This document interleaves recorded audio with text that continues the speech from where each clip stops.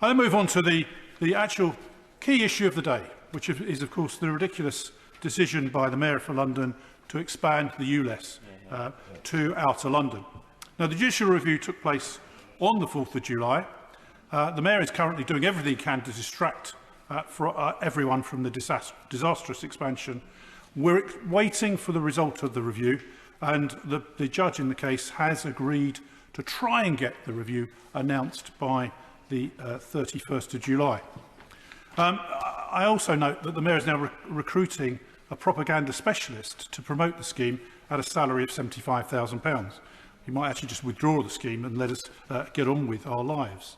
And even Labour MPs now in London are actually turning on the expansion, and the candidate for Labour in the Uxbridge by-election apparently, of course, was in favour of ULEZ, then he was against it, then he's been kidnapped by his Labour minders in case he actually speaks to voters about this particular subject. The Mayor actually, of course, completely ignored residents' views. 66% of the population of Outer London were against ULEZ. I started a petition in my constituency against it.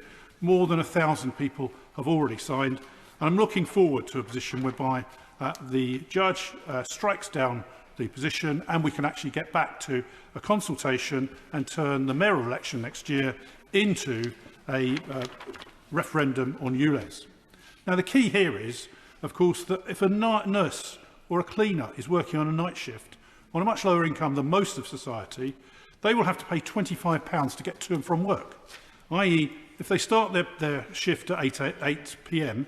and then finish at 4 a.m, they pay twice in order to get to and from work. There's not even an option to use public transport because there isn't service at 4 a.m. in the morning, and frankly TfL are frequently on strike anyway. The Mayor is a true snollygoster. He's unfortunately, his dreadful transport for London dealings, especially on the Met Line, which runs through part of my constituency.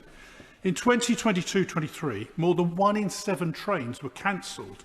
And bear in mind that many of these stations that we're talking about in Outer London only receive 1 train every 30 minutes. It means that many commuters are waiting up to an hour or more just to get to and from home. I'm very disappointed that the TfL continue to disrupt the service by striking. They're causing havoc on travellers needing to get to work, hospital, school and so on. And of course that is going to take place next week. I hope that rather than taking strike action, and the Labour colleagues joining the picket lines, we can actually engage in sensible discussions and get everyone back to work as fast as possible.